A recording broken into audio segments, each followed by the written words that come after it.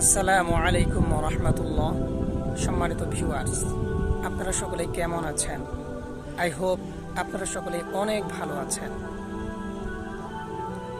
আমি আজকে আলোচনা করব আপনাদের সামনে ধৈর্য বা সবর তিন প্রকার। তাফসীরে জালালাইন শরীফের টিকা গ্রন্থে উল্লেখ আছে ধৈর্য তিন প্রকার। এক নাম্বার الصبر على الإطاعة, 2 নাম্বার الصبر عن المعصية, 3 নাম্বার الصبر على المصيبة।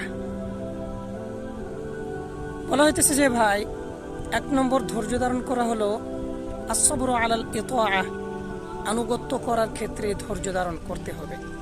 আনুগত্য কি? আল্লাহ সুবহানাহু ওয়া তাআলার ইবাদত বন্দেগী করতে যেই ধৈর্য ধারণ করা, সেটা আমাদের করতে হবে। কারণ আল্লাহ তাআলার ইবাদত বন্দেগী করতে হলে অনেক কষ্ট হয়।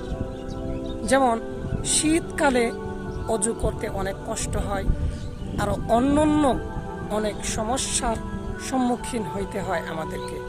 এই জন্য আল্লাহ তাআলার ইবাদত বন্দেগী করতে গিয়ে আমাদেরকে ধৈর্য ধারণ করতে হবে। 2 নম্বর হলো আস-সাবরু আনিল মা'সিয়া, গুনাহ থেকে বাঁচার জন্য ধৈর্য ধারণ করতে হবে।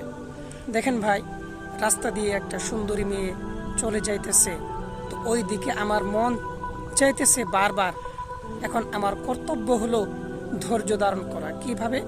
আমার দৃষ্টি তার দিক থেকে ফিরিয়ে এনে সংযত করে রাখা।